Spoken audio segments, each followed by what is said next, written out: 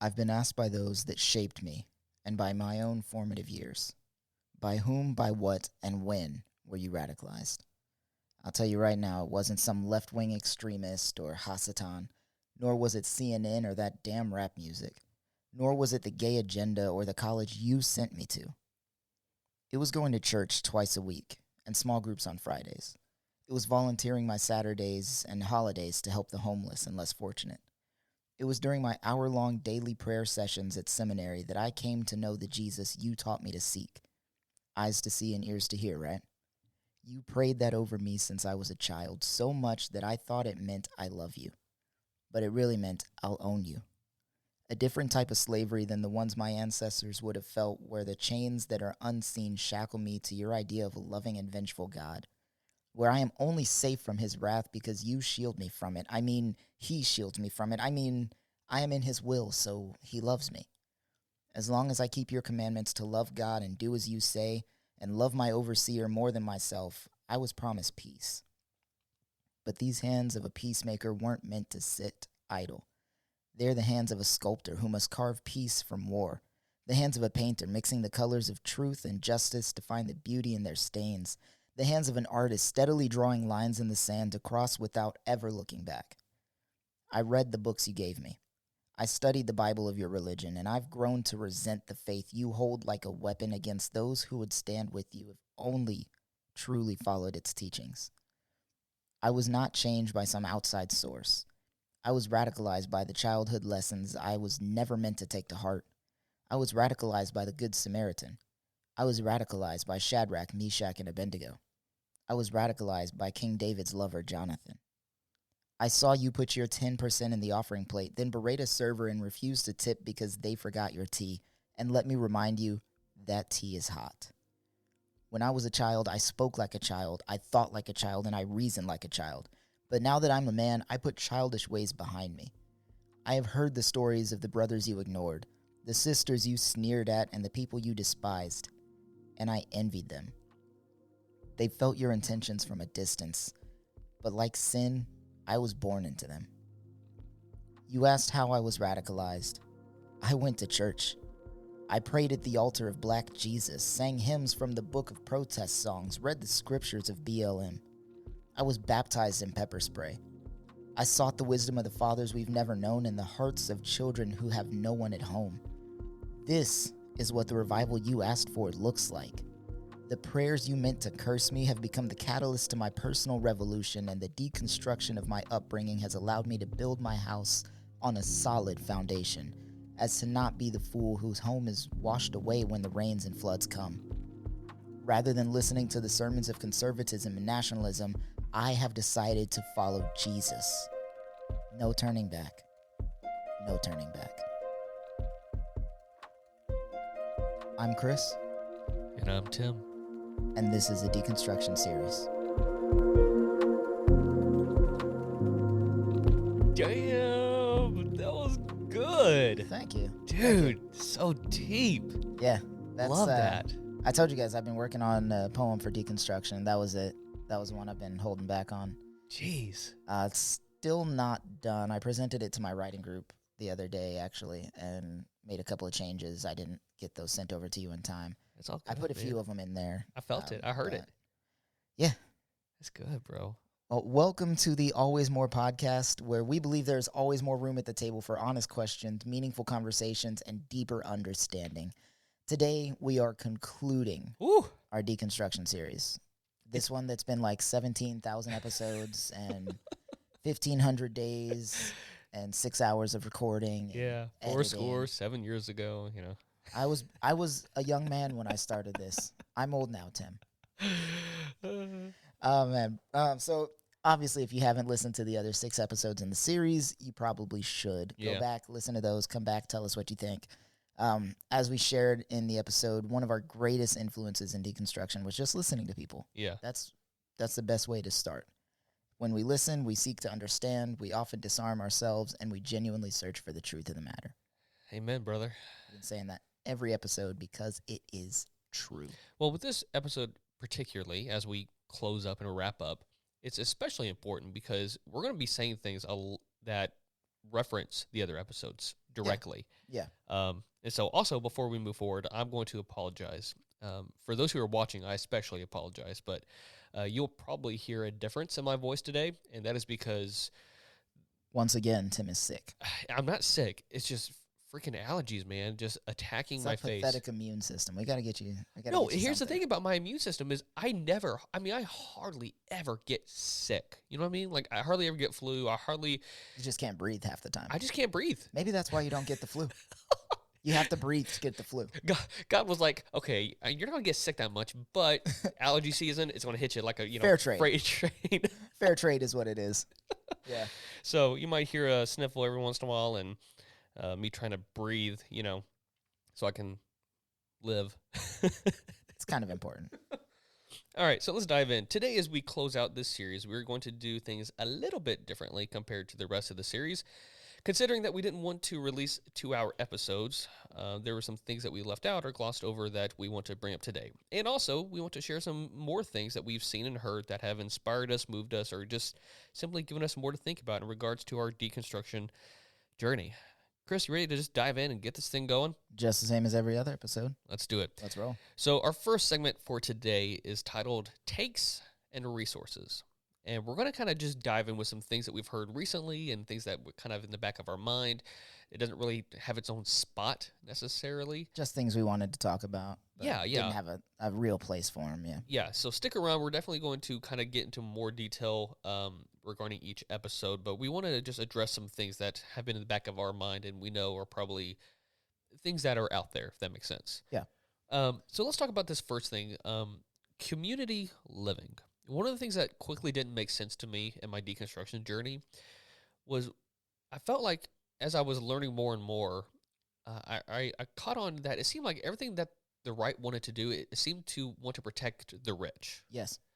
Like, there was no, like, middle ground. Like, whenever things were brought up, it was like I never heard well, that's a great idea, but let's try it this way. No, it was always just a straight up no. Yeah.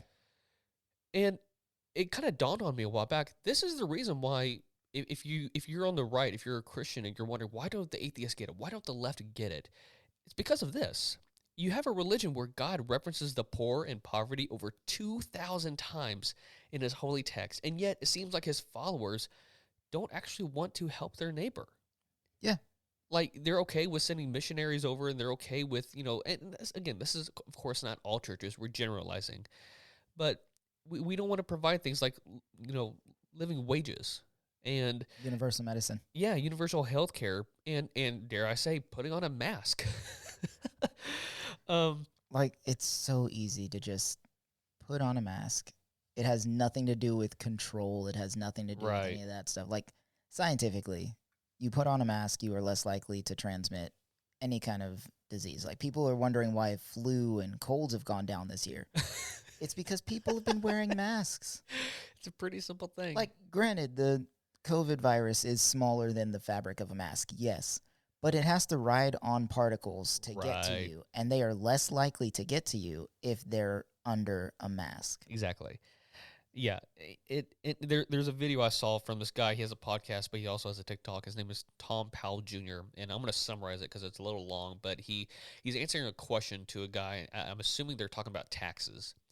And he talks about how he doesn't want to pay taxes. And this is kind of like the libertarian mindset of, like, we shouldn't be paying taxes at all, which I used to kind of be for. But then I'm like, if I want to be a Christian, if I want to live in a society, that's kind of part of it. We live in a society. Well, like, even if you don't pay direct taxes, you're still providing for one another. And so in modern society, that's what taxes are. I mean, I guess even 2,000 years ago, you had taxes. But my point is like, the way he put it was, okay, let's say, just for example, the fire department. We all may not directly be affected by the fire department. We all pay taxes for it, whether you rent or you own a home. Someone's paying property taxes. Yeah. And you're paying for that service. Yes. And so while it may not always directly affect you, it will help your neighbor whose house might be on fire. If we didn't have that department, our society would suffer because that person would then become, and excuse the lack for a better term, become a drain on our society because they don't have things.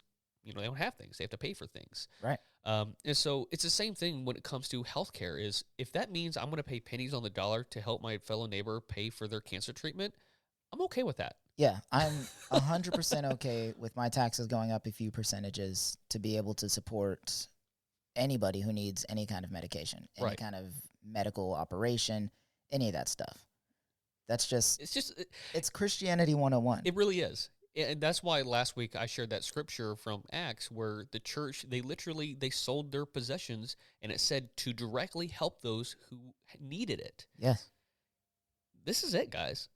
Look, we can argue about the percentages and how that works, but if we just keep saying no to all these things, not only are we going to just, not get anywhere, but we're going to, it already is. You're already hurting the name of Christianity. Mm-hmm. So, yeah. Yeah, there you go. You want to continue, or you want me to just... No, keep going for it. Okay. Another one that I thought of that was in the back of my mind this whole series was the conservative language. As I'm sure you've noticed too, Chris, from both of us coming from the conservative side to the left, or more left, there seems to be a type of language. And I think I mentioned this last week or the week before. I don't want to be on the side of, like, the bad side of history. Like, that's one of my greatest fears, just knowing history and kind of being a history nerd. And one of the guys I follow on TikTok, his name is Charles McBride, who, again, has his own podcast, I think. He kind of summarizes it like this. I want you guys to hear this if you can. Oh, set it. So I really don't like to assume people's motives, but sometimes I get this feeling that the same people who want to debate me about things like police brutality or cultural Marxism or critical race theory or any aspect of American history would also have wanted to debate me about things like desegregation or the women's right to vote. And I had this suspicion because they often fall back on the same talking points and scare tactics that were used to oppose those progressive measures. So I can understand if you have been led to believe that the left has gone too far on some particular issue. I just want you to acknowledge that that is an excuse that has been used to oppose every progressive measure in the past 150 years. Everything from racial desegregation to the Supreme Court ruling on marriage equality has been accompanied by intense backlash that if this were allowed to happen, it would mean the collapse of civilization. And it's almost always accompanied with, well, of course I love black people, gay people, trans people, immigrants, poor people, but... That but is the killer. This is what I mean by it, and I'm just going to leave it at that because he said it beautifully, is there's a common trend. Mm-hmm. There's a common trend with, and again, I do recognize there are some things to keep an eye on when it comes to progressive ideas. I get that. There are some things that can be dangerous. But as he's pointed out, we need to be aware that this is often the language of those who are on the negative side of history. Yeah. So yeah. I saw a thing, I don't remember where I saw it, but somebody was explaining the difference between the right and the left is they're actually both separating further and further from each other constantly. Oh, yeah. But the right is like sprinting to the right, and the left is like kind of jogging to the left. Yeah. And while both do need to go opposite directions from each other to be able to have any kind of growth in society, they're supposed to be going at the same speed. Yeah. Or like at a distance and steady together. Right. And that's the problem with the left versus the right nowadays is like the right is so extreme on some things that it seems normal now what they were screaming about 10 years ago. Yeah. Yeah. So in 10 years from now, the stuff that seems extreme to us is just going to be the norm. Right. And that's a scary thought. And that's, yeah. And that's for both sides to consider because, again, you want to, there's so many things that were demonized 100 years. Electricity was demonized 150 years ago. It kills puppies. Electricity kills puppies. Is that what How they can say? it be good? Yeah, no. Edison used to use AC to kill animals, and was like, "See the evils of AC," because he was pushing DC. Right. And oh, there you go. Okay, so we're going to talk about this next one just very shortly because we kind of already touched on it, but it's COVID. Look, the common thing is there's a fear. There's a fear of government control. There's a fear that this is going to be the next thing, like this guy said, that's going to bring us to a societal collapse. My favorite is when people say it's a communistic plot or it's a democratic plot, No, bro, it's a virus. It's a virus. It has no political affiliation. There's nothing It'll, with it. when people say, like, it's only targeting Republicans, no, it's targeting unvaccinated and unmasked people. They just happen to be Republican. Yeah. That is what it is. And there's one video that particularly caught me in this. I saw this on TikTok, but I saw it on YouTube a while ago. And it was just, again, it's the same kind of conversations. 30 years ago, when seatbelts became, law, where you had to wear a seatbelt, same kind of conversations were happening. So here's a quick clip that I found online that I would love for you to wear. That's your choice. Seatbelts, guys. Same exact argument as masks. See, in this, I'm glad that it kind of started with masks and went up to this point of vaccine mandates, which, again, I kind of get the understanding behind the fear behind that. However, it started with masks. Like, even if it was a government ploy to help tighten the grip, it's a piece of fabric over your face. Look, truthfully, if we had just masked and if everybody had done it for like 2 months tops, yeah, this would have been done. Right. Like, it would be a non-issue. Yeah. I don't mean to make this sound trivial or to make it overly simplistic, but as a Christian, it's simple to me. I want to take care of my neighbor. If that means being uncomfortable at worst for a few minutes going grocery shopping, then I'm going to put it on my face. And the fact that people got so bent out of shape just over that tells me that it wouldn't matter. It wouldn't matter what it was. Right. It wouldn't matter if it was putting a mask over your face or wearing whatever to symbolize that you have whatever. It wouldn't have mattered. It could have been the smallest of things. It literally is the smallest of things. It's a single piece of fabric in front of your face. Yeah. Chris, you take this last one. Yeah. So one of the things that's really been getting to me is the "I don't care if" argument. Yeah. Like, oh, I don't care if someone's gay. I don't care if someone's black. I don't care if someone's a police officer. I don't care. What matters to me is that they're a good person. I understand when you say that, like, you probably genuinely believe that. Right. You really think that it doesn't matter to you if someone's gay. Yeah. If someone's black or whatever. But in those same sentences, you say things like, well, I don't want them shoving it in my face or shoving it down my throat. Bro, these people are just existing. Yeah. And that usually comes from the position of power. Oh, it always comes from the position of power. Yeah. You will never hear a black person say, I don't care if you're white or if you're black. I just don't want you shoving your whiteness in my face. Yeah. It's always from the position of power. And these people claim that it doesn't matter, and then in those very same breaths point out the fact that it matters. Yeah. Yeah. Like, I got into a debate on Facebook, which when I debate on Facebook, it's never for the person I'm debating with.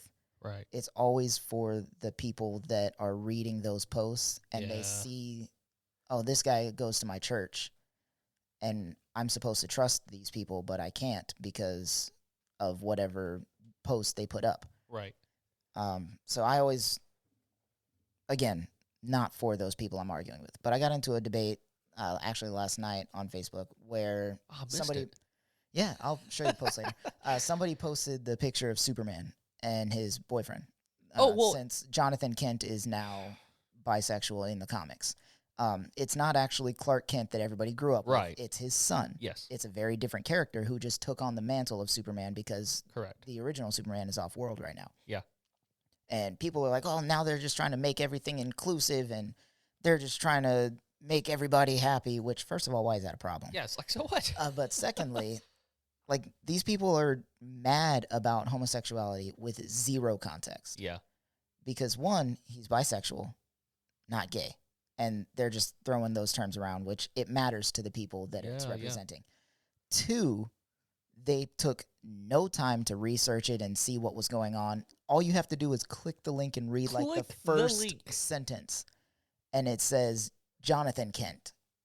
Very different character. Yeah. And I pointed that out. I was like, look, it's a different guy. Representation matters. These people aren't shoving anything in your face. They're finally allowed to write their own stories without fear of persecution or being killed for being gay. And they're just trying to exist and write stories. you never had a problem with Superman and Lois. Why do you have a problem with the new Superman and his boyfriend, whose name I don't remember?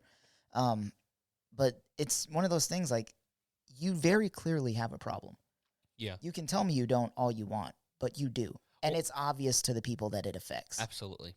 And I would argue, too, that because what you just said there about the art, like just clicking the link, this is also the problem with the media that we have. And again, this is not me saying that we should get rid of free media by any stretch of the means. But I purposely, especially with COVID stuff, I would see how the title of the article would say something. But if you just read it, titles are clickbait. They're very misleading, like 90% of the time. It is meant to get your attention. It's meant to get your likes. It's meant to get your outrage, so that way that person, that media outlet can profit. Yeah. That's all it is.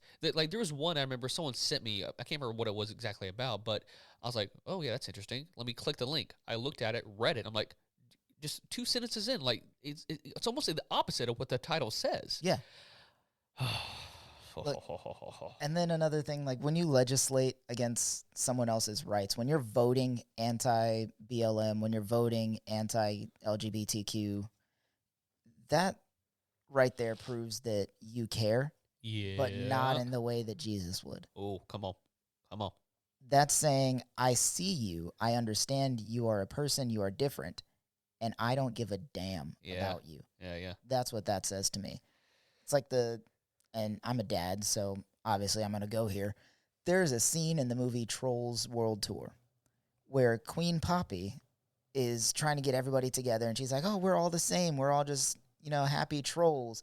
But there are country trolls, there are rock trolls, there are techno trolls, there's funk trolls, and everybody's like, no, we're all different. Differences matter. We can come together, right, but differences matter. And she just, like, it does not click for her. Because she's been living her entire life in the pop bubble, and obviously this is a stand-in for racial differences and things like that. But she's been living her life in this pop bubble, and she thinks, oh, music is always supposed to make you happy, and it's supposed to be upbeat, but differences matter. Yeah. They matter. Which I think is a great segue into this last thing before we take a break. We've been hearing a lot of stories from you, the listeners, about how what we have been saying, depending on the topic, has meant to you.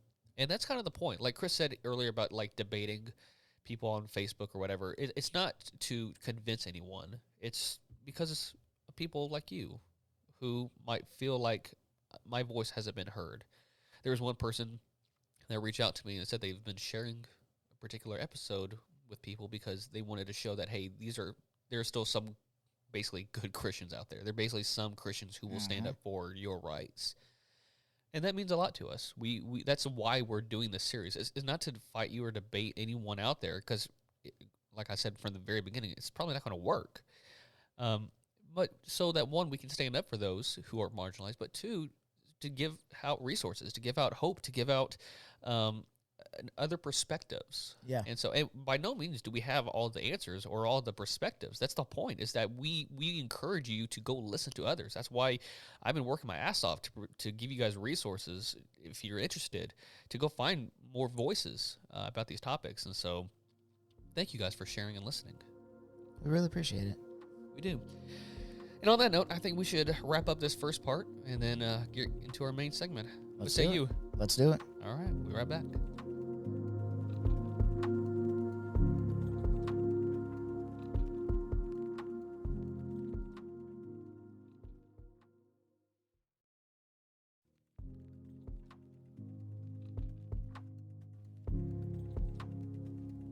All right, everybody. We are back. Back. Dude, I feel so... My nose is killing me. I feel like Rudolph. I look like Rudolph. I got tissues. I'm drugged up. And it's not helping. It's kind of making me mad. Take more drugs. I'm taking the max. Take harder drugs. Well, I don't know if I should do that. I don't see why not. That's what they think we're doing anyway, right? Deconstruction and drugs. That's it. All right, guys. Today, for our main segment, as I mentioned at the beginning of the pod, we are going to go over some things that we wanted to emphasize yet again, but also say a few things that we missed in each episode. And there's not that many. So you could really say, like, Hey, get the sound ready. You could really say that. Oh, I don't have it ready. Get it ready. Get it ready. I can't from this point. Can I? Oh, yeah, I can. You can. Definitely. Okay. So what you're saying is that we're about to go into a segment we like to call, What Did I Miss? Oh, come no. on, man. Try it again. What did I miss? Oh, so close. Should we try that again? No, that was good. That was good. All right. Let's keep it raw, man. All right, we'll keep it raw. Keep it raw. Let's get okay, we need to stop. All right, guys. You guys see where we're going with this, though, right? Where the joke could be overtly sexual, and we decide not to do it. It's kind of like a different type of comedy. It's like the not joke. So we're going to take this each episode. I'm just going to move us forward, man. We got to do it today. We're going to go episode by episode, starting from episode 1, and just kind of go over a few things that we want to reiterate, to remind, and to bring up that's fresh. So for episode 1, our deconstruction, that's where we shared our stories, that shared kind of how we got to where we're at in a broad stroke. So for me, it's a reminder because it can, based on this series and based on what I've been sharing over the past few months, it could feel like it's been an overnight switch. It feels that way. It feels that way. And it kind of, even to me, it kind of feels that way. But I'm reminded, especially when I listen back to old episodes, like, oh, no, I've been thinking these things for a while now, at least. And so this wasn't, because of anything I saw on TV. It wasn't because of a book I read or one particular thing, but rather it was because of growing and learning and purposely trying to understand other perspectives. Another thing that I didn't really dive into that much was the aspect between Jessica and I. We didn't start our deconstruction journey at the same time. And I'm not going to share everything because it's her own story that I'd love for her to share one day on the pod. But there were a lot of things that were kind of uncertain at times between us, and not like in a scare, like we're going to get divorced kind of way, but like things I just kept hidden because I didn't want to scare her away or whatever. And I feel like, and this has been a genuine fear of mine, and it could be totally just my brain going into overdrive, but there's been a fear of mine to where people that love her and care for her will feel like I had tainted her, that I was the one that brainwashed her and these things. And this is not me defending myself, but I've first off, that's kind of offensive because she's her own human and she has her own mind and she can make up her own mind about things. And so a lot of the things that we have decided upon, and there's things that we differ on, it has been through prayer and has been through learning and growing at our own different rates and our own different experiences. And so it's one of the hard things because I know there's a lot of people out there. I've heard stories of people who have gone through deconstruction and their marriages have fallen apart because of it. And that was one of the scary things that I didn't want to happen with us, obviously. And I'm just kind of grateful that, one, it hasn't led to that point, but two, that she has gone through her own journey. That, again, I'll let her share her own stuff another time, but it truly is beautiful and unique and wonderful because it's fun to kind of see, because I will say that was kind of the first, but it's kind of fun to see her in her own trek and see where she's gone to. And there's actually even some issues where she's actually gone more extreme than me. I'm like, whoa, hey, hey, that's kind of cool. It's always nice, right? And then one last thing for me on episode 1, if there's one thing that you were to really like narrow it down to, 2 lines of thought as far as what helped shaped me and what helped me deconstruct, it was epistemology and fundamentalism. This was kind of the cornerstone of my deconstruction, is how do I know what I've been taught is to believe is true, and why do I believe what I believe?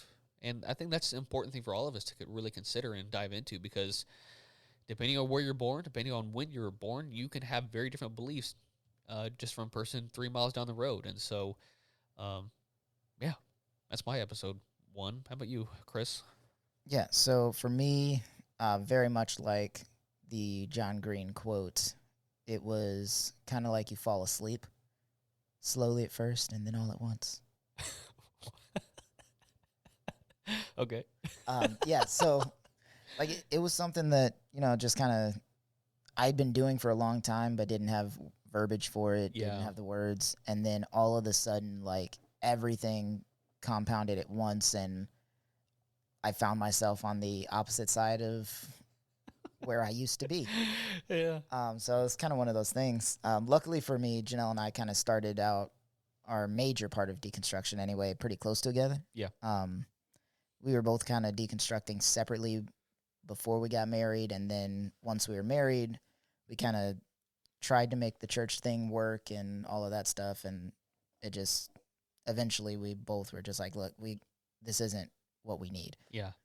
So it was pretty good there. Obviously, going to seminary was a pretty big push for my deconstruction personally. Isn't that funny? Right? And you'll notice a lot of people, like a lot of the big voices in the deconstruction community, especially on TikTok, either are pastors currently or have been to seminary or they've been in the church literally their whole lives. Like, it's the people that know the word. Uh-huh. Yeah. And that's one of the things that really gives me weight behind where I stand. Like, I love knowing that fact. Yeah. Like, these are the people that I wanted to be like when I was growing up, the pastors and the Bible college graduates and all that. And now I am, and it just doesn't look how I thought it would. Right. So I'm always happy about that. That's kind of my episode 1 takeaway, I guess. Yeah. From that. Well, that's kind of, I saw someone too. Their name is Kevin Garcia, and they are a pastor. They're like a online pastor. Mm-hmm. I don't remember exactly their credentials. But they put a tweet out the other day, like, to all the pastors out there who are secretly following me and reading my stuff. I see you, I hear you, and I feel you. And it's like, yeah, that was me for a long time.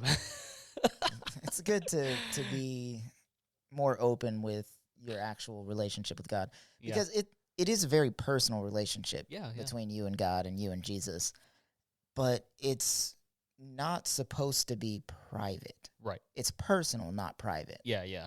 Like, your relationship with Jesus should be lived out. People should see it. Yeah. It's something that they should be able to take a look at you. And that's what they told us in church all the time. Right. People should just be able to look at you and know that you're a follower of Jesus. So that's what we're doing. Yeah. There you go. That's it.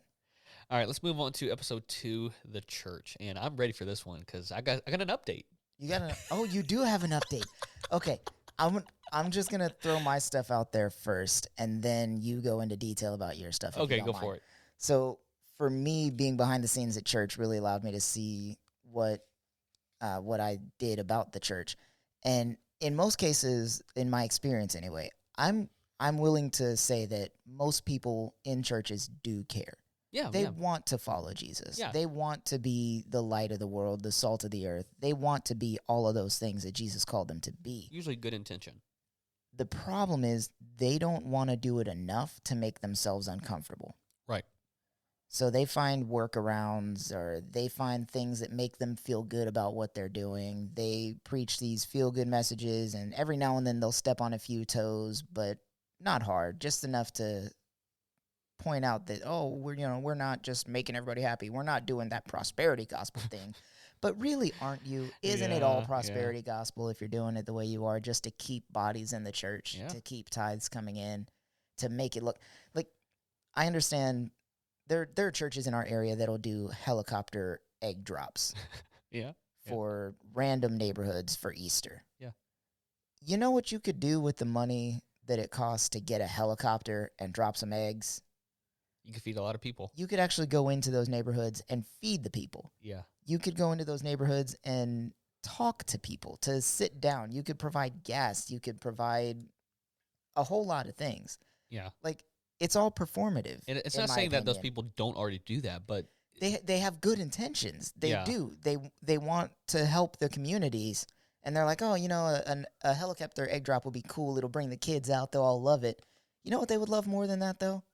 Just somebody to sit down and talk to them, to listen to their stories, to buy them a lunch. Yeah.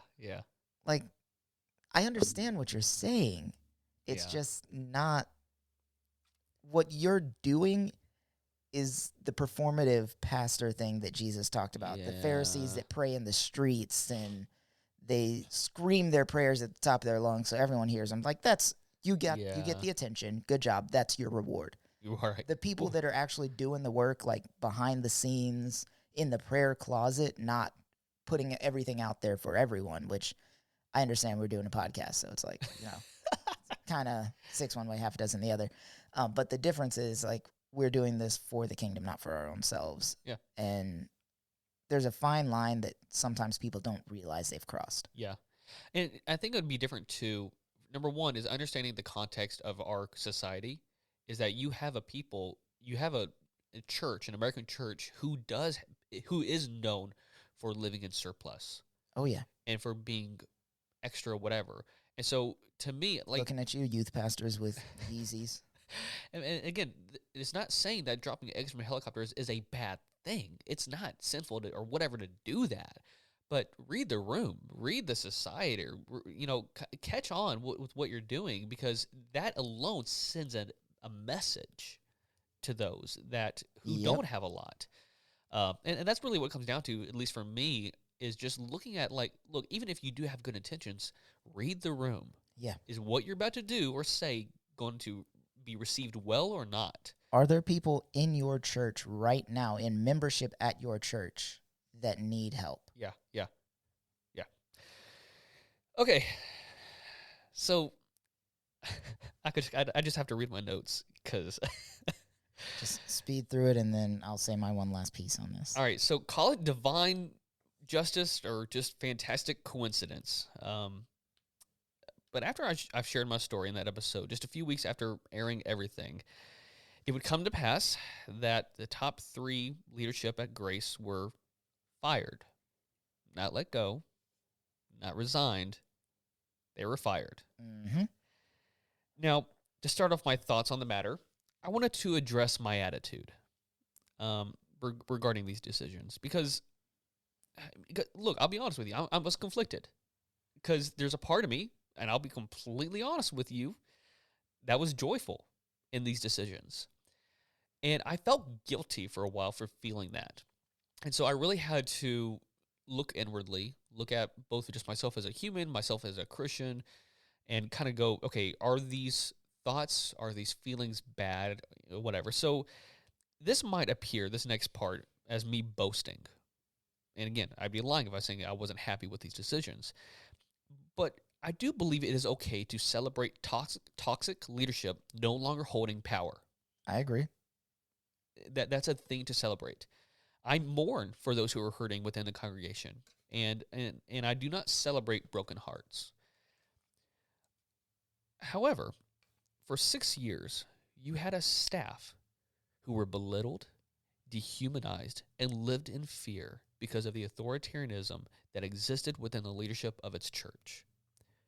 So, in the same way that the Israelites celebrated no longer being under Egyptian rule, I too celebrate with those at Grace who no longer have to work under not just toxic theology, but under poor management.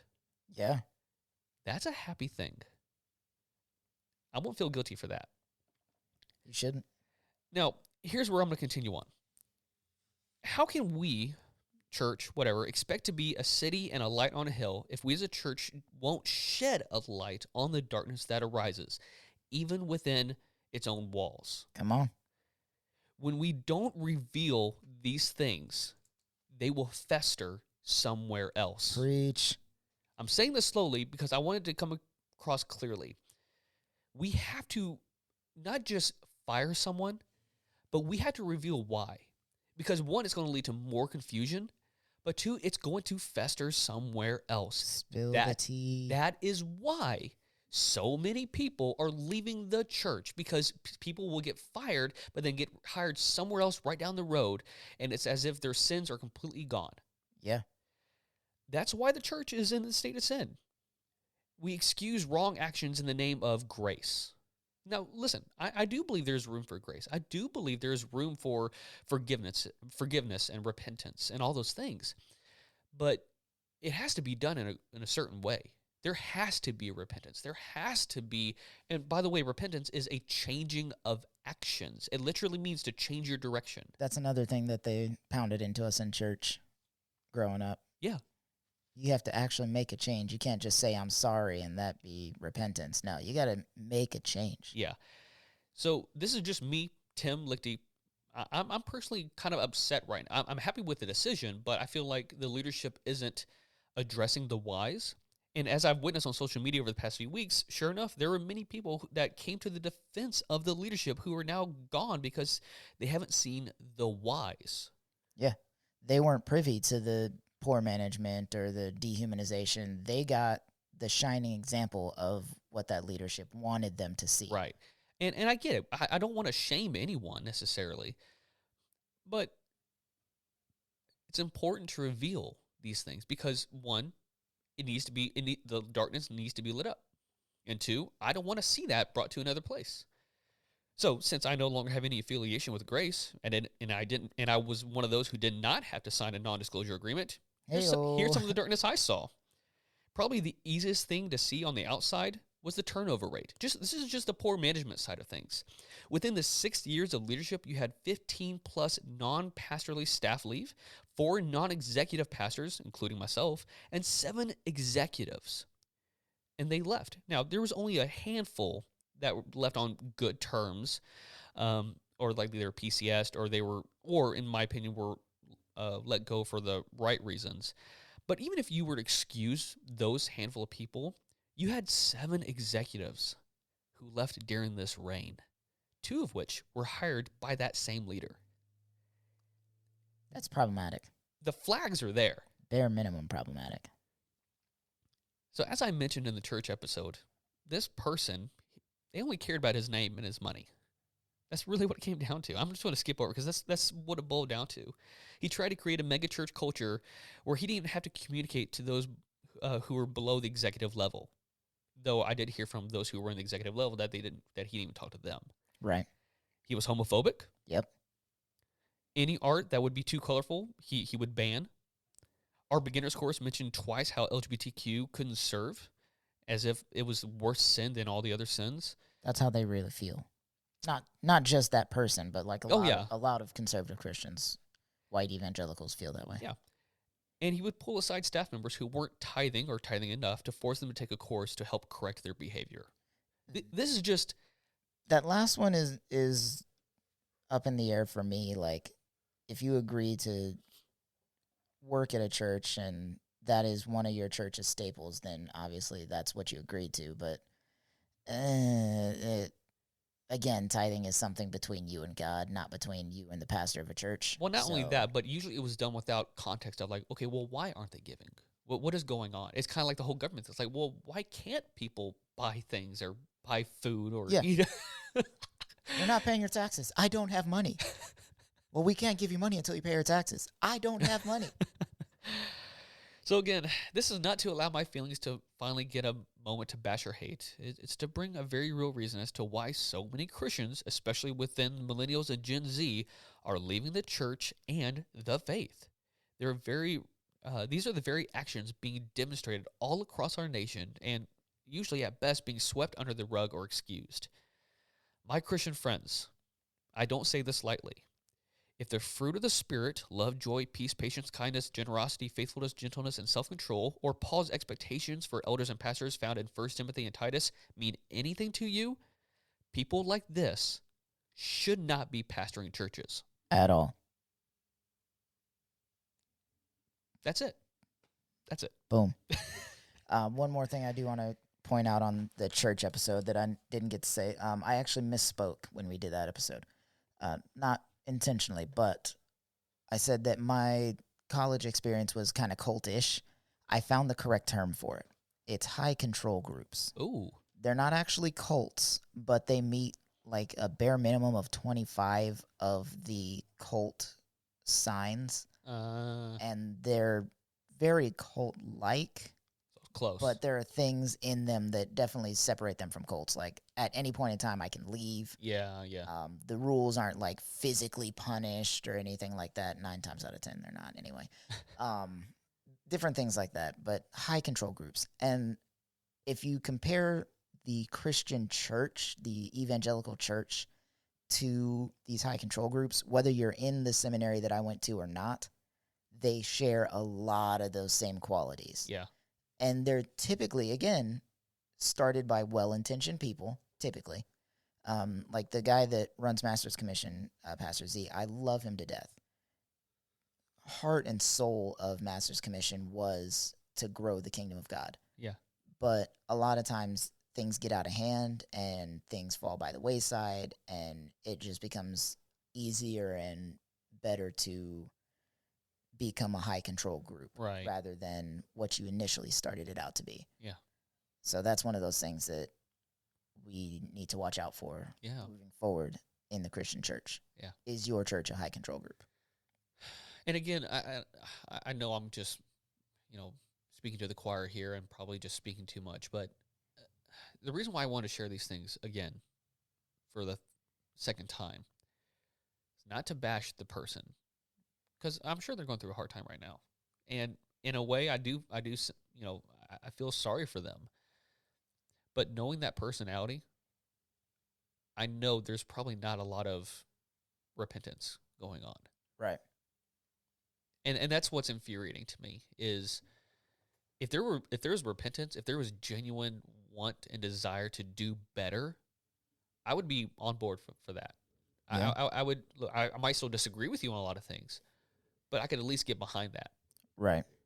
And I know there's not. And so that's important to me. And I'm not sharing it publicly like on my, I almost said MySpace, on Instagram or or Twitter or whatever, because I felt like that might be a little too, what's the word? Childish? On the nose. On the nose. But in this context, in this space, I felt it was important because darkness should be brought up. It should be addressed. For sure. If the Christian church wants to be relevant again, this is where it's got to start. And the church is the biggest reason for deconstruction. Yeah. The church itself. Hands down. So. Yep. All right, let's move on. We spent a lot of time on that one. Next up, episode 3, the Bible. Since I went last, you want to go ahead or? Mine will tie into the next one, so let's let you go this time as well. So, Jared Bias, he's one of the authors of the books Love Matters, or what is it? I forgot what it's called. Love Matters More. Yeah.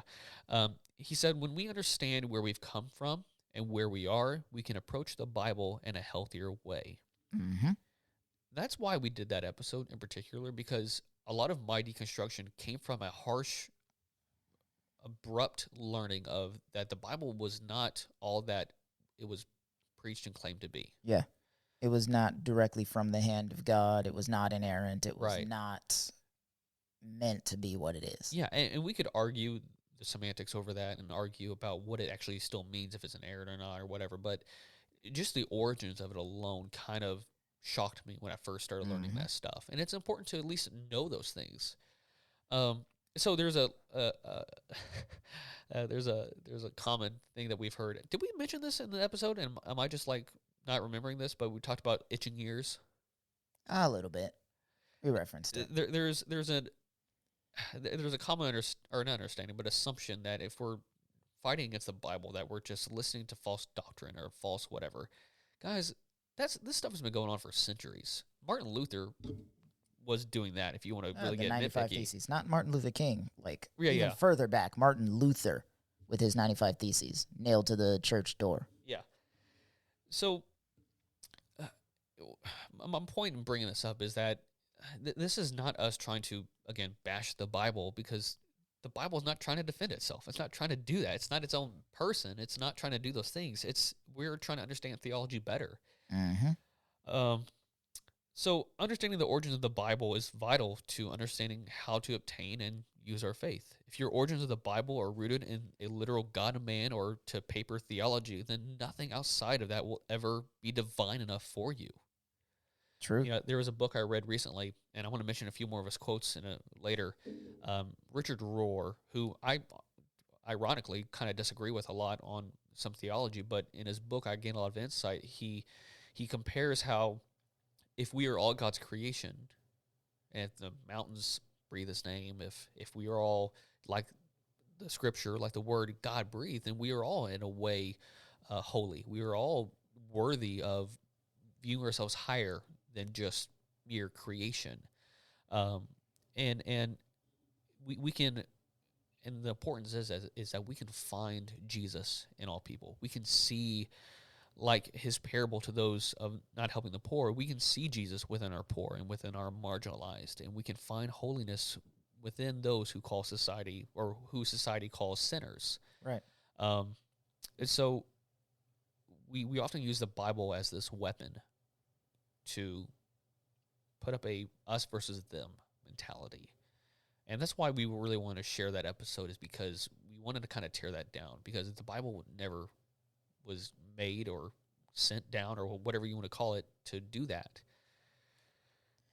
Yeah. And go ahead. No, I was just gonna say, like, a lot of the reason that people are able to do things like that are because of those mistranslations and intentional misinterpretations. Yeah. Things like, there's a part in Scripture where people claim it's Jesus being prophesied back in Psalms, Yeah. where David talks about, they put they put holes in my hands and my feet. They nail me to the cross. They pierce my side and water comes out. Which, granted, all of that stuff happened to Jesus, yes, but it was an intentional mistranslation. Like, it started out as an accident, but when they discovered it, they kept it in there because it fit the narrative better. Instead of saying they put holes in my hands and my feet, what the scripture actually says is they are at my hands and my feet like lions. It's the way that it was written in the Hebrew. Somebody had like bad handwriting and somebody couldn't see because it was all done by candlelight. One of those fragments. Yeah. So a lot of things were unintentionally done, but when they found it, they just left it there because it fits the narrative better of prophesying Jesus as the Messiah in the future. So to the people who actually can read the original Hebrew, they're just like, yo, this isn't, that's not at all what it was talking about. Crucifixion wasn't even a thing when David was king. Yeah. And it's not a prophecy. It was misinterpreted on purpose. I actually listened to a really good episode of Bible for Normal People talking about the book of Isaiah and how there's actually really good evidence that they weren't talking about some future person, but they're actually talking about a real person that existed right then and there. At that time. Anyways. Yeah, that's good. That's a good point. And then another misinterpretation that always gets to me is our Synecdoche and Malakoi, which those are the Greek and Hebrew words for what nowadays is translated as homosexual, but they were actually intended for abusers, not just loving committed homosexual relationships. Yeah. Or really any kind of homosexual relationship that was consensual.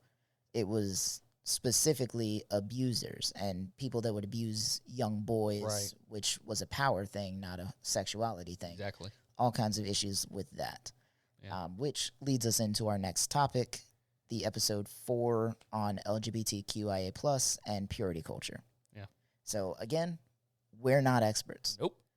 There are experts out there with way more experience and knowledge on the topic than we have. Please follow them, hear their experiences, listen to their stories, listen to what they have to say on the topic. I know there's a guy on TikTok, Brandon Robertson, I believe, is a pastor. He's an LGBTQ pastor. Like, he himself is gay, and then on top of that, like, he studies this stuff. Is that the guy with the beard? No, he's a younger, I think he's clean-shaven looking guy, white guy, short hair. He was on... I think he was in Time or People. He was on a magazine recently because of all the work he's been doing. And it's not just like on social media. Like, he's actually out there doing work to make these people feel loved and accepted. Yeah. So I follow him and I get a lot of his stories and stuff from TikTok. But definitely learning from the people who, again, this title represents. Learning from the people that this experience affects. Yeah. That's going to be your biggest part of growth there. I can't stress that enough. Yeah, absolutely. Yeah. Like I had mentioned earlier, though, the difference between real Christianity when it comes to this topic and white evangelicalism, there's no other word for it, is the I don't care if You're right. versus I hear your stories, how can I help you? Exactly. It's that equality versus equity, and I got a link. I'll put it in the show notes later. But there's a great illustration that shows the difference between inequality, equality, equity, and justice. So the inequality shows a person standing under a tree on one side and a person standing under a tree on the other. Yeah. The tree is leaning towards one person and it's dropping a fruit. The other person just has their hands out. That's inequality. Equality is both people with their hands out, and there's a ladder next to them on the ground, and apple still only drops on one side because the tree is leaning. Yeah. Equity is both people on the ladder up in the tree reaching for the fruit, and obviously one has more fruit because the tree is leaning towards them. The other one still has access to fruit, it's just not as much. Right. And then justice is somebody had propped up the tree so that it's standing straight up, and now there's fruit on both sides, and they have the ladders of different lengths to be able to get to the fruit that they need to get. Yeah, yeah. And that's one of those things that people don't realize, like, oh, well, you know, we're just saying, like, it doesn't matter who's gay, who's bi, we're all just people, why can't we just be people? You're actively legislating against those people, Exactly, though. yeah. And you're telling them to shut up when you're allowed to put your story out there. Yeah, yeah. Like, I saw one recently of a teacher that he happens to be gay.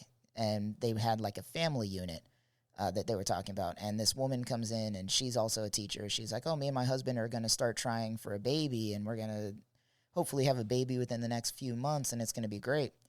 And he just brought in a picture of him and his husband. And they called him to the office, and they're like, Yo, you don't think that's inappropriate? He's like, dude, this lady just told a bunch of kids that her and her husband are having unprotected sex all the time. I just showed a picture of me and my husband. Yeah. Because I'm married. I'm allowed to be. Yeah. And, like, people don't realize that's the difference. It's equity versus equality. Yeah. I just want to share some common rebuttals and thoughts that I didn't mention in the other episode. One is, quote, it's not natural, which It absolutely is. well, again, that's from the scripture, but again, that's just why we have a modern understanding of things. Just because something is natural doesn't make it a good thing, and vice versa for unnatural things. Air conditioning isn't natural. Cancer is natural. Death is natural. Cancer meds are unnatural. Vaccines are unnatural. Yeah. Guys. Synthetic clothes are unnatural. Most of the foods that you eat are unnatural. Hey, here's one. Guns are unnatural. Come on. Preach it, brother. Stupid argument. Moving on. If it ain't if it ain't for sale, don't advertise it. So this purity culture stuff. That goes back to the purity culture. And that's another thing, like, again, didn't affect us as much as it did the women in our lives. But it's absolutely something that is just detrimental to society as a whole. Yeah, yeah. And obviously, like, people should be allowed to wear whatever they want. Yes. And that's biblical. People came to Jesus and they were like, hey, what do I do about this super hot woman that's showing her goods off everywhere? And Jesus was just like, I don't know, pluck your eyes out about it. Yeah. Like, I don't care. Yeah. If your eyes cause you to lust, that's a you problem. Exactly. Not a her problem. Yep. 1,000%. Purity culture is so dumb. So dumb. So dumb. All right, let's move on. Episode 5, Race and Decolonization. Let's just quickly, because I purposely did bullet points on this, Chris. Yeah. You'd be proud of me. I knew you'd be proud. No, I see that. Yeah. Critical race theory. Guys, hardly anyone, left or right, actually knows that much about it. But I can tell you this. It is not what you probably heard on whatever news outlet it is. Nope. It is not that. Critical race theory 100% is just, hey, guys, let's put the cards on the table. This is what happened. Yeah. This is who it affected. This is how it affected them. There is no shame in that. There is no... Look. We're not saying because you're white, you need to be ashamed and you need to hate who you are. Right. We're saying, hey, white people did this in the past. Yeah. Which is fact. You guys agree about that. And it still benefits white people over black people. That's where people get upset. They're like, oh, well, you're just saying, white people are the worst. No. We're saying white people are benefited by an old, outdated system that made slaves out of human beings. Yeah. And still to this day affects those same types of people. Yeah. That's it. Simple as that. It's not... It's cards on the table. This is who it is, who it affects, and how it affects them. Yeah. That's it. That's all CRT is. And if you disagree with CRT, you're dumb. I don't care. Come at me in the comments. You're dumb. It just... Guys, there's a book. Go read it. Go listen to the people who wrote the stuff. And if you won't listen to the black people that wrote it, there's books by white people too. Read those. Robin DiAngelo is a great one. Yeah, yeah. Let's move on. You take this. Justification of police violence and willingness to believe the worst about POC. That's one of those things that just it's so important to me to emphasize. Yeah. When you're hearing stories about like Philando Castile, Oh, who had yeah. a gun, and people say, "Oh, he should have just, cooperated with the cop." He did. Again, Yeah. I watched that video hundreds of times. He did everything right Right. and was still murdered. Breonna Taylor was murdered in her own home. Yeah. Asleep. She In her was bed. asleep. Like, that's what's insane to me. People like George Floyd, who, granted, were not saints. No, but that's not a. It doesn't matter, though, because no human being should be knelt on for longer than any amount of time. Right. Like, that was a human life. And then the thing that bothers me, all of that stuff aside, is how quick people were to justify it. Like, Yeah, oh, well, exactly. you're going to make a saint out of a guy who assaulted a pregnant woman? No, we're not making a saint out of him. We're saying he was a human life that was devalued because of the color of his skin. And then it was posthumously made okay because of his past. Right. Not one person that ran to the defense of the police knew about his past before the news outlets brought it up, before the police brought it up. And it didn't matter in that moment because he was a black man crying for his mom, saying that he couldn't breathe. Yeah. And nobody gave a single flying fuck. Yeah. Again, very passionate topic for me. A lot of times Christians like to ignore people's lived experience because they don't experience it themselves. But that's willfully ignorant and downright sinful. Yeah. When people brought the woman to Jesus and they said, "Hey, she's an adulterer, we're going to stone her," Jesus said, "Hey, whoever's without sin at all, cast the first stone." Yeah. Some people believe that Jesus knew and called them all out on being adulterous with this very same woman. I like to picture that because I just love the idea that Jesus knows everyone's tea and was just like, "Hey, I saw you there last Tuesday, and now you're going to stone her?" Yeah. So that's one of my things on that. People were just like, "Oh, this, and this," but that's their thing. Like, they also are doing these same things. Yeah. Like, they're breaking laws, but it's okay that they killed this person because they're black versus this person who is taken in peacefully. And that's just, there's good cops and bad cops in every bunch. You can't have bad apples sometimes. Yeah. Like, no, not there's one guy I follow on TikTok. I think it was that guy I mentioned earlier, Powell, and he talks about how this is a profession that can't allow that. Mm-hmm. Like, you can't have a few bad apples. You got to have a right temperament. You got to have right training. And if you don't belong in that profession. Yeah. It's simple as that. In this job where you have a gun to your side, you got to be the best of the best. The way I put it for like my experiences, I've run into a few of the bad apples, quote unquote, if you're not watching the YouTube video. And people have told me that, like, no, it's just a couple of bad apples. Look, it's my lived experience, and I'm telling you what happened multiple times to me. And you're just brushing it off because you don't want to accept the truth that it's something that you will never have to worry about. Yeah. But when it comes to the bad apple argument, like, some jobs just can't have that. Like, if there's a doctor that cures cancer patients 100% of the time, then there's a doctor that cures cancer patients 50% of the time. That's cool. If there's a doctor that's intentionally killing cancer patients 10% of the time, like, that's not cool. Yeah. You can't have doctors killing people. You can't have, like, 90% of our pilots love to land on the airstrip. 10% of them like to crash into mountains. Some jobs cannot have bad apples. Yeah. Sorry.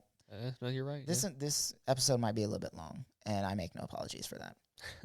But it basically boils down to my daughter's favorite Bible verse: defend the weak and the fatherless, uphold the cause of the poor and oppressed. That's good. Yeah. These are the people that we need to be listening to. This whole topic should be listening. Yeah. If you are not one to be able to experience the degradation of people of color, you need to be listening to those people of color. Yeah. And seeing how you can help. Because if you're not helping, you're making it worse. Right. And side note, white privilege is a thing. if you don't agree, you're being intentionally ignorant. White privilege doesn't mean that your life is easier because you're white. It just means that being white is not one, or being the race you are is not one of the things that makes your life harder. Right. That's all it is. We're not saying that your life is better just because you're white or you were given some kind of white privilege card. Preach. Let's move on. I'm sorry. No, it's good. Let's move on. Episode 6, this last episode that we did, nationalism. Dude, okay, so side note for you guys. In my final speech, or the final words last week in the last week's episode, I could not say nationalism. Yeah, we had to do like 6 takes on that.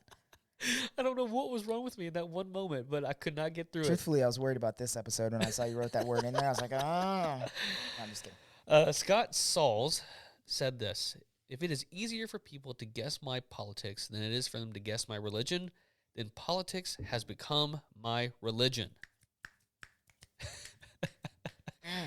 Guys, speak on it. Look, and this goes for both ways. I'd admit it goes both ways. But if you study and look at how Christians have voted within the past 50 to 100 years, you will see how they all didn't just vote for one political party at first, but it would evolve. And as those desperate for power intertwined with religion, it would become more and more about politics and power. And so, guys, I said it last week, but I will say it again. Go read Jesus and John Wayne. For you as a Christian and a member of a church, go read that book. If anything, it will just give you a little bit more insight as to why white evangelical Christians vote the way they do. It would at least give you that. It is, we have to, like what Bias said about the Bible, we have to understand how we got here. That's why CRT is important. Yeah. We have to understand at least our history and how we got to this point, because that helps us direct our future. So when it comes to nationalism, nationalism, we have to at least understand how we got here. And it kind of like, even with when you were talking about CRT, it brought me back to like our nation's history is not clean. Nope. And we shouldn't shy away from that. Nope. We should not dismiss, we should not hide the fact that our government in the 1940s put people of Asian descent into camps. That was horrible and wrong. That doesn't mean we should be full of shame because of that. We personally didn't do that, but we should acknowledge it and be aware of it and do things to make sure we don't end up doing something like that again. Yeah. That's history. And that's not even something I learned in school. That's something I learned reading books on my own. Right. It's just reading. It's just learning. It's just gaining information. It doesn't have to be the super political pundit, driving thing that, makes you vote a certain way. If anything, it should just help you guide where you want to be at as a nation and as a society. That's kind of the point, though, is the people that are trying to ban that know that if people are educated on the reality of history, they're not going to go the direction that those people want them to go. Yeah. Yeah. They're going to be more liberal. They're going to be more left-leaning. They're going to be more social because they don't want to repeat those mistakes. Yeah. And the easiest way to keep them in the cycle that they're in is to avoid letting them know how those mistakes were made. Exactly. Yep. So that's why they do it.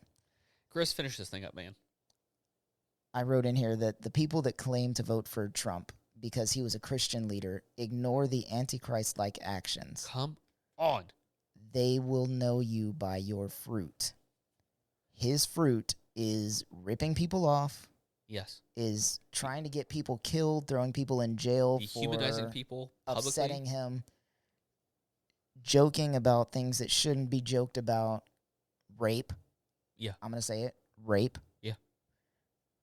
All of that stuff.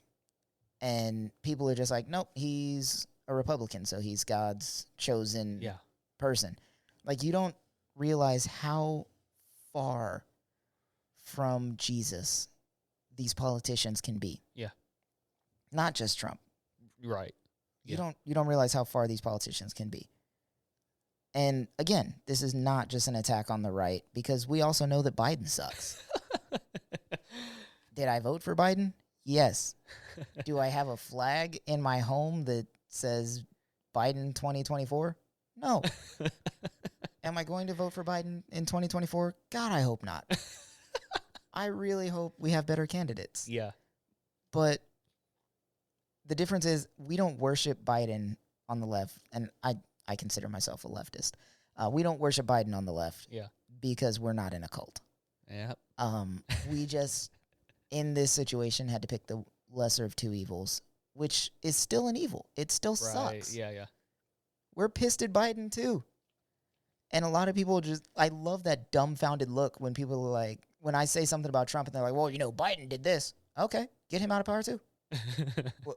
What, Tear it all down. What? Yeah, burn the whole thing to the ground. I don't care. Yeah. I don't like any of them. Except AOC. I like AOC. Usually. She's a little problematic sometimes. But the point is, these are human beings. They're not supposed to be gods. Right.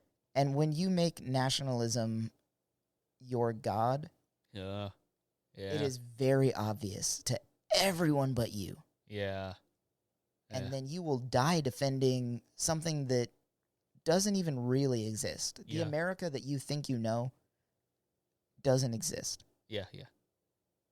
That's all I got to say about that. Well, I think that's all we got to say about all of that. I think we went through that main segment faster than I thought. We did. I'm impressed. So we're leveling it out. Yeah. Guys, we're not done. We actually have some listener interactions and some things to bring things into a positive ending, because we didn't want to end this thing on a depressive note. I kind of did, but Tim talked me out of it. So, guys, don't go. We'll be right back with some more positive things. Positive, encouraging. Don't say it. I won't.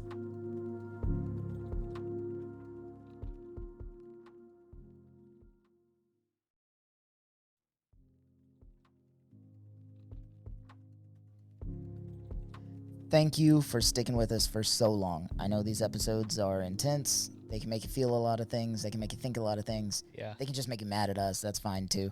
If you're only here for the hatred, leave it. I love it. I thrive on it. Your anguish sustains me.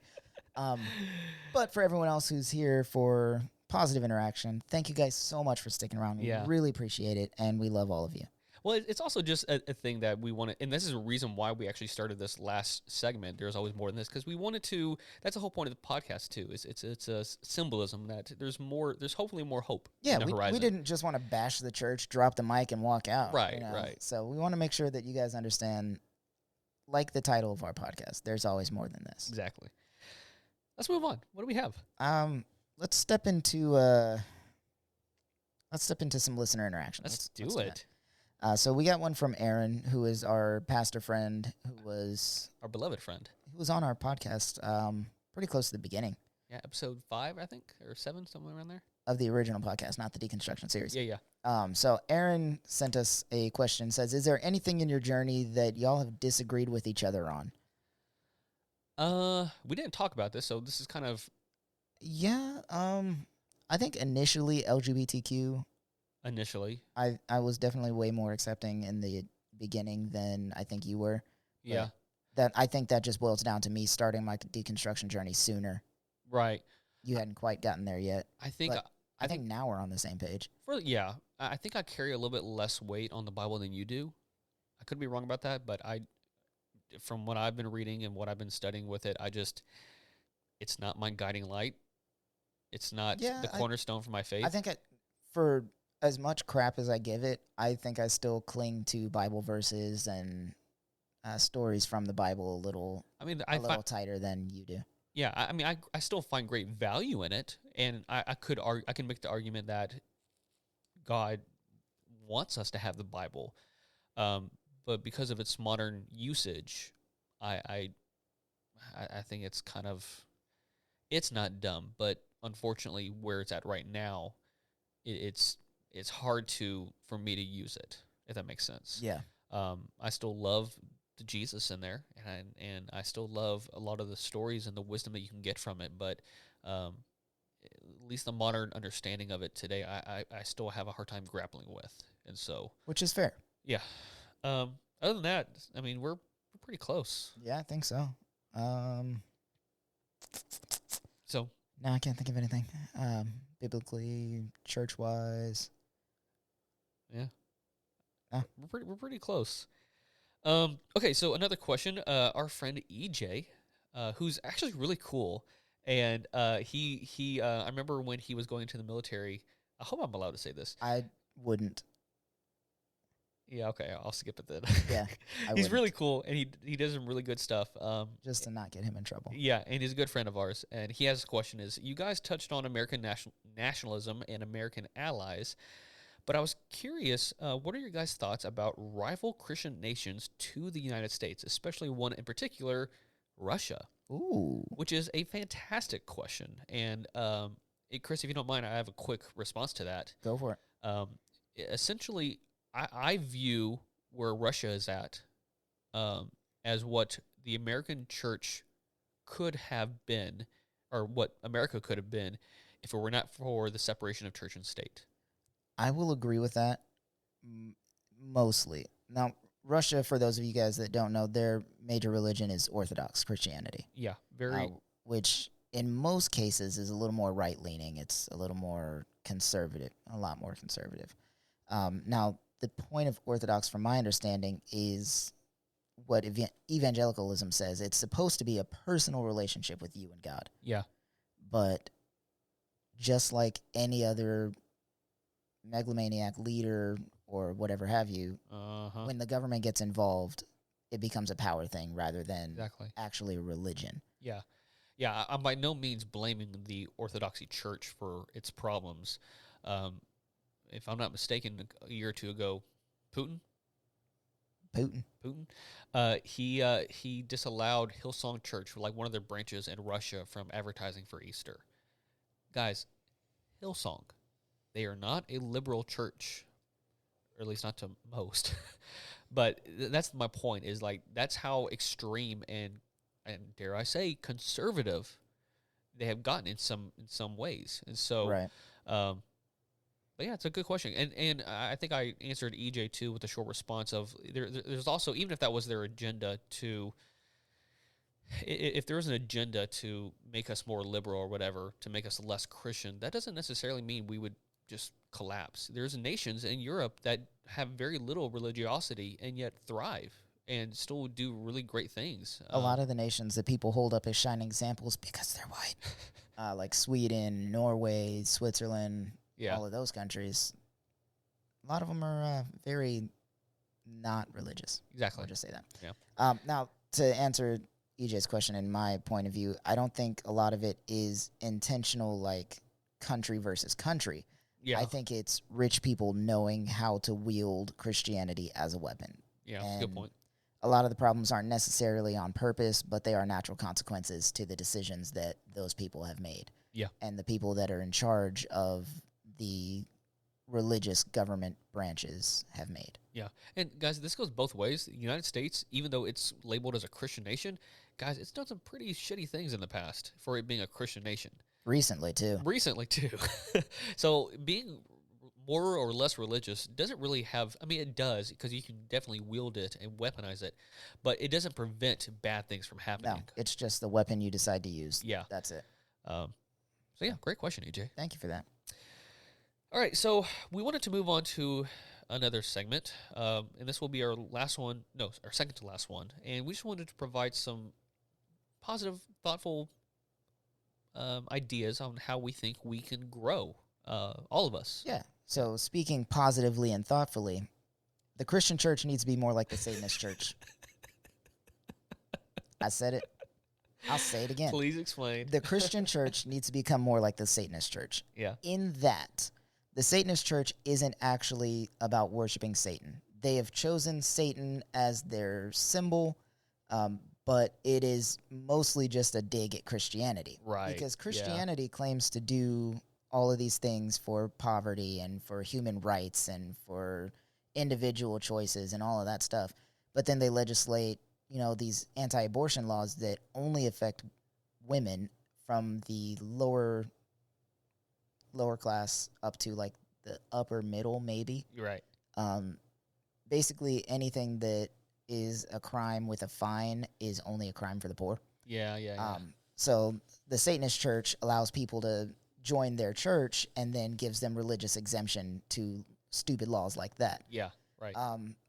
Basically, the Satanist church isn't worshiping Satan. they're a humanitarian group It's a lot of that satire. does a lot of the things that Christians should be doing. They just do it sarcastically. Exactly. Yeah. It's And hilarious. truthfully, I get a kick out of it. Yeah, I yeah. love seeing it. Like, people are really upset about a statue of Satan that was put somewhere near a government building. First of all, it was Baphomet. It wasn't Satan. Yeah. Secondly, It was a joke. It was- It's satire. yes, it was done because people are supposed to have separation of church and state, and yet Yes. they're angels and the 10 Commandments They're and all of proving a this point. stuff out of there. They're just proving the point. Like, yo, if we're supposed to be a truly free society, if we're supposed to be, if we have religious freedom like the First Amendment guarantees Right. us, then we should be able to do this too. And that's absolutely right. Yeah. On paper, it's absolutely right. Yeah. Whether you like their message or not is irrelevant. But we need to be more like them in the fact that they are humanitarian. They are doing things to better the lives of people. Yeah. With or without Satan as their God, doesn't matter. They are helping people. Yeah. And that's what the Christian church needs to do. Amen. Some things that the church needs to be doing, focusing more on those who are marginalized and those in need. I mentioned last week a group. To my right, there's a book by Jeremy Courtney called Love Anyway. I would highly recommend reading that and listening to what they do overseas, helping people despite their religion, despite their race, whatever. And we need to... you wrote this, but I'm going to say it because it's good. I'm going to steal it from you. Go for it. We need to stop with the smoke machines and start feeding people. Oof. Oof. It's good stuff, Chris. So, yeah, I work with an organization called PFI. It's a Prison Fellowship International. My wife and I donate to them all the time. We've done a couple of videos for them. When we left the church, that's where our tithe was going. Yeah. Basically, what they do is they take donations and money, and it's like one of those things where for $30 a month you can feed a child. Basically, it's $35 actually. But what they do, because I'm not part of that team. But what they do is they take that money and they use it to buy goats or chickens or whatever they can, sustainable, and they teach those families that they're helping to make money, to have a job, to have a trade. Yeah. They send workers that live there, not just like missionaries every now and then with a bag of rice, but like people in the communities to go check on these children that their parents are in prison for whatever reason. Right. Because we all know third world country people are marginalized. People in prisons are marginalized. So people in third world country prisons, those are the most marginalized of all. Yeah. So they send these people to check on their families, to make sure that they're okay. They take them through what's called the Prisoner's Journey. It's a book that they've written and a program that they come up with to help the people in prison not only learn these trades and find better ways to handle their situation, but to bring them to Jesus the way that it should be done, not just by throwing a bag of rice and saying, hey, you can have this if you tell me right now you believe in Jesus. Like, they walk with them through them. Yeah. That's what the church needs to be. Right. It's that. And I would like to, for a moment, shout out my in-laws and their church, because this has been one of the shining lights as an example close to me of doing that right. They have spent years, 10 building plus relationships, going back and forth, Right. helping people in Burundi, Africa. Yeah.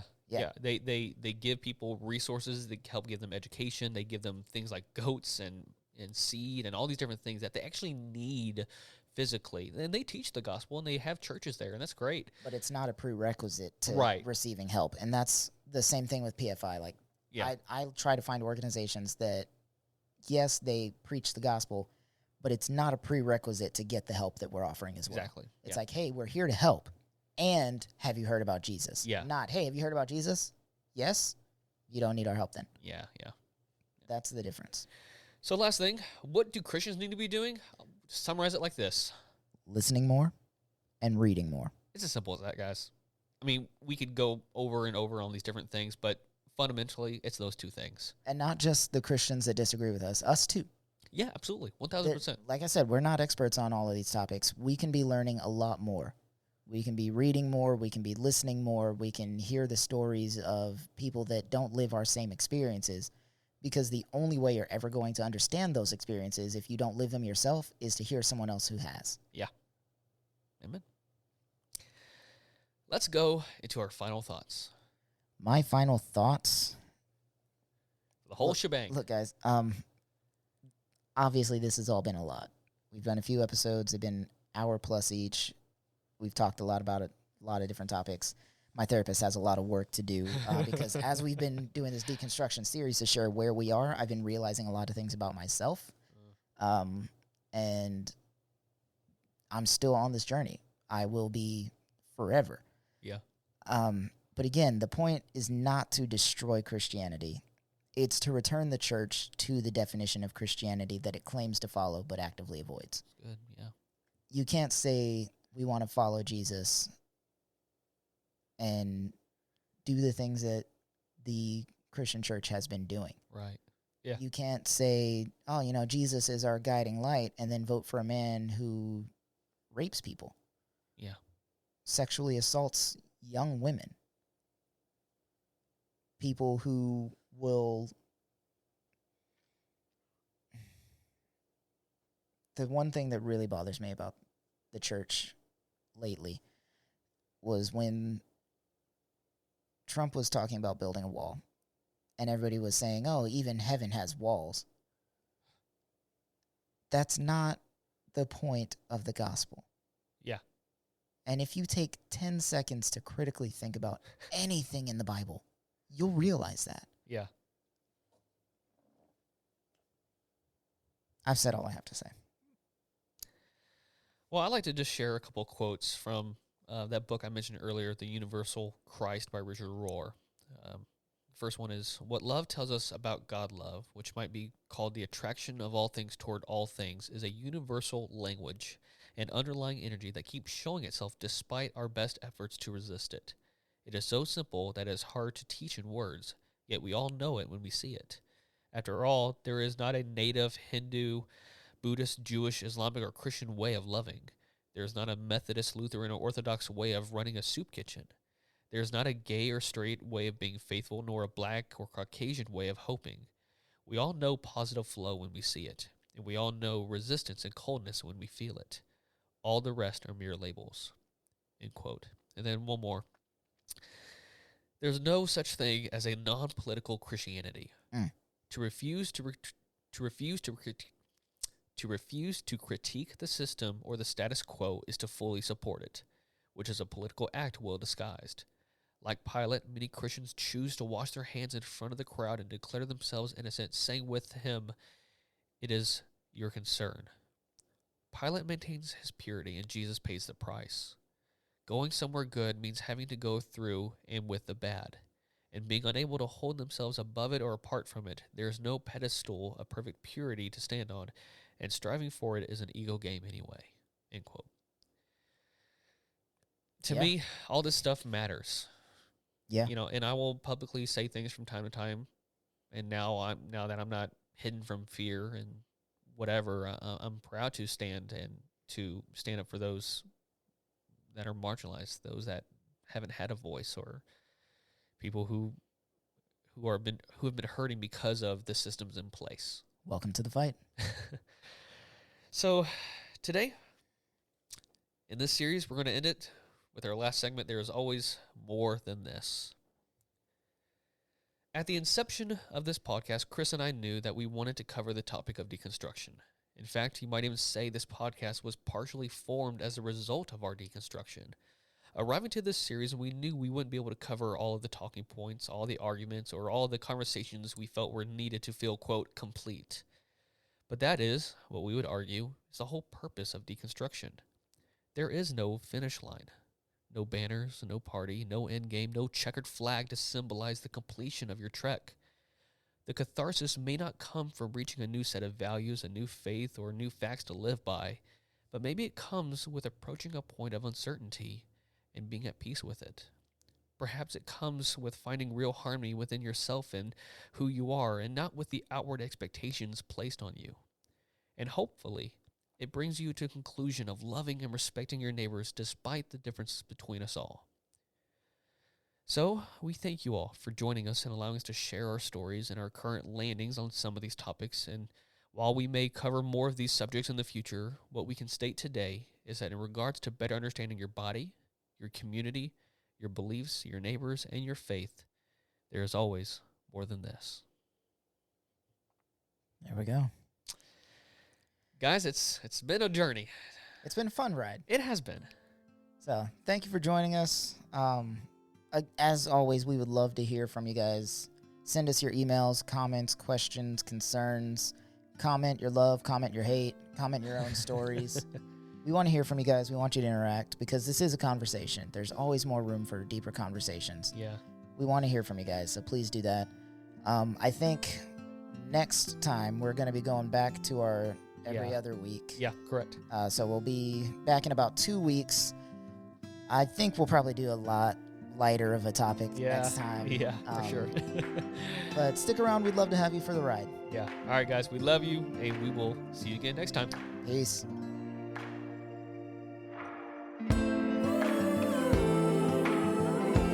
Thank you for listening to this episode of the Deconstruction series on the Always More podcast. Please take a moment to subscribe, rate, comment, and share this wherever you listen to us. Be sure to check out our resources and recommendations in the show notes for both this episode and episodes to come. And lastly, don't forget to listen into our Deconstruction playlist on Spotify that can also be found in our show notes. Thank you, and see you next time.